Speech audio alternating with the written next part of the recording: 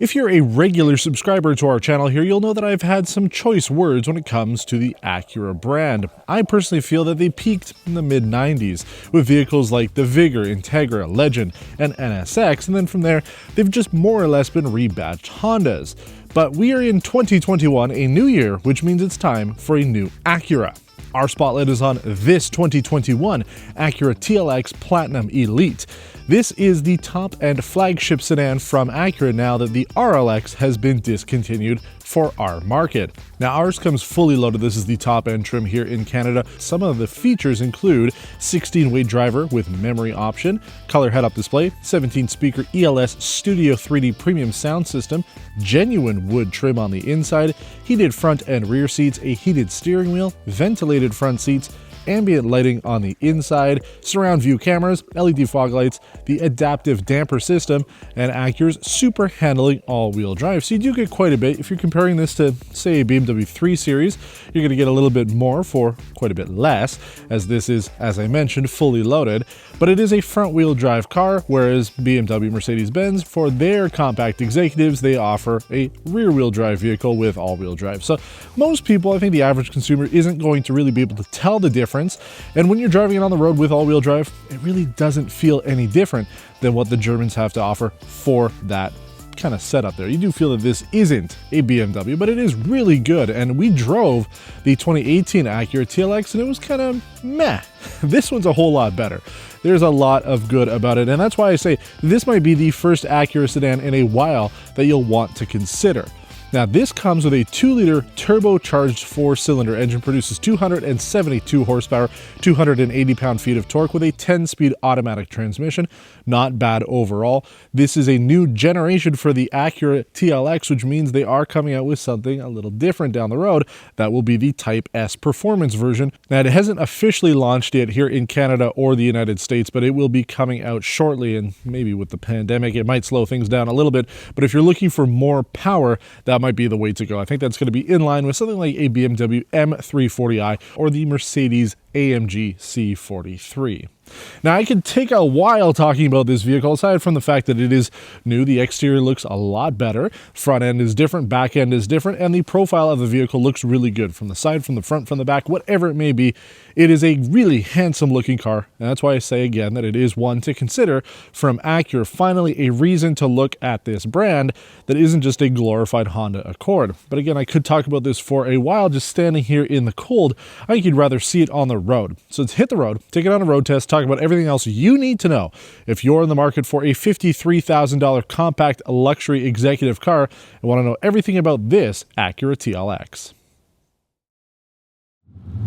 Well, folks, here we are behind the wheel of the 2021 Acura TLX Platinum Elite. It's a bit of a mouthful. In the United States, it's a different trim. It's a top-end trim, but it's a different naming convention completely there in the US. But you do get quite a bit of car for this price. Below, you will find our fuel economy testing that we did for this vehicle, pretty much in line with other compact executive sedans that we've tested.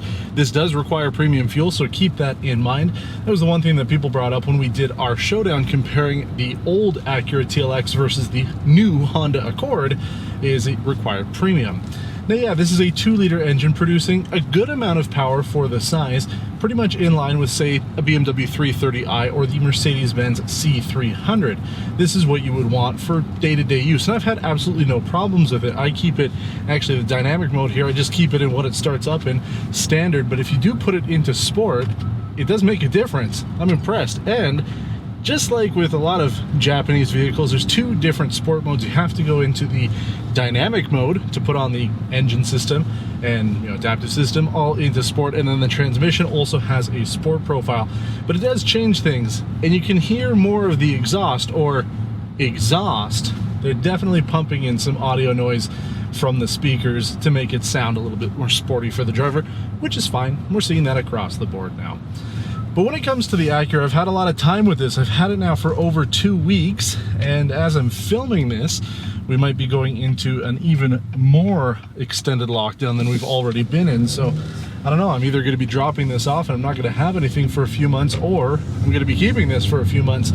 Either way though, I have enjoyed my time with it much more than I have with other Acuras to date. So this is sort of a rebirth for the brand. I think they've figured out more or less what they want to do. They're never going to take on Toyota for reliability, be the luxury reliability version of Honda. So they need to do something a little different. And with the design on this, it looks great. The sportiness is there. Yes, it's still a front-wheel drive architecture, but for the most part, it works really well. This would compete with, say, an Audi A4, since those are also front-wheel drive based, even though they pretty much all come with Quattro. Super handling all-wheel drive has been great. We really haven't had any snow, at least not that I've gone out in, but it has worked out well for the light stuff that we've had. I still do prefer a rear-wheel drive, all-wheel drive system, but what can you do? But it works well. If you're cross-shopping this or, say, the Infiniti Q50, after driving this for 2.5 weeks, there's absolutely no doubt this is the one you should look at. Q50 is super dated at this point. It's a tired design, you know, for the most part. Interior tech ain't that great anymore, so this is definitely the one to go with. The only complaints I have, they are small, and maybe you'll agree with them. There's no panoramic sunroof. Okay, so for some that's not really a big deal, but it is a luxury vehicle costing about $53,000 Canadian. It would be nice to have it. The touch interface, a little trackpad here for the infotainment system, it's not good. I'm not really a fan of it. It feels very unintuitive. You're trying to track into, say, a menu system and the cursor's going all over the place. So this could be a little bit better. I think Mazda's got a pretty good way of doing it with the rotary knob, sort of stolen off BMW. This, not the greatest. I basically don't use it. I've got it on navigation with the music channel on the side. I can control which station or which channel, anything, Sirius XM, Bluetooth, USB, whatever it is, from the steering wheel controls via the head-up display. So I really don't use the infotainment system. It's been a set it and forget it thing for me. So that's a bit of a miss. And also the backup camera, the 360-degree system. You'll see on our footage, if you're backing up into something, about a third of the screen is useless. It just tells you that you're in the camera mode, whereas you could be actually using that to show what you're seeing. So if I were Honda Acura, I would just extend that interface a little bit, use up the full screen for your backup camera.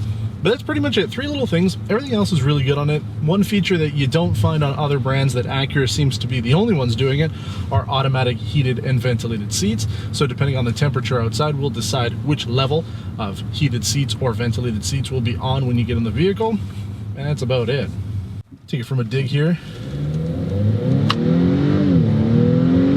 Oh yeah. Obviously, that's, again, not wide open throttle or up to 100, but just to give you an idea, in sport mode, it works pretty darn well. I do like it in comfort mode, though, just in regular drive. Yeah, you could be sporty. I think that's what the Type S will be for. Most people who are going to be getting this, obviously it's the only engine available outside of the Type S, will be keeping it in comfort mode, and I've really enjoyed it. The drive is good, handling is good. I would consider this over the BMW 330i and the Mercedes C300. For the same price, you're getting more kit with this. Okay, Acura isn't as prestigious as Mercedes or BMW, but it gets the job done, and Honda does have a pretty good track record for reliability. But the thing is, though, if I'm spending $53,000 Canadian on a car, and I want it to be sporty, and I want it to be in this size, and I want it to look good, I am still going to buy the Kia Stinger for $50,000 Canadian. You save a little bit. I think the car looks great. You get way more power.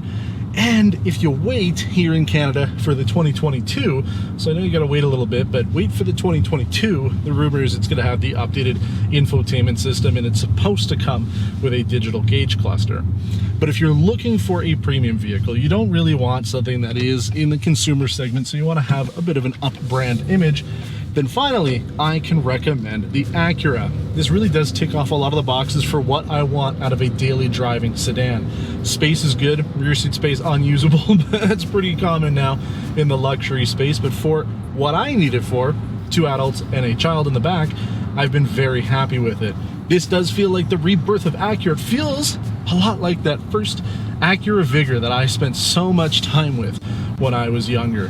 This is in that same ballpark of being different from Honda, being different in the marketplace, and having a reason to exist. That's been the problem for Acura for so long now, and I think if they continue down this path, coming out with vehicles that are exciting, they look good, they have a consistent design language and suite of features while still being unique in the marketplace. And they will be able to come back from essentially last place in this premium segment. Good job, Acura. I am very happy with this vehicle. I'm excited to see the Type S after driving this, but I think even with that more powerful engine, I would take this luxury-oriented trim. It's real nice. Definitely make sure you consider this one if it's on the list of vehicles for you in the $53,000 price range. If you have any questions about this, please leave a comment below. Subscribe to the channel and give us a thumbs up if you haven't done so already. We try to get back to all of our comments now that we're back into a regular flow of content here on Test Drive. Until next time, thanks for watching and take care.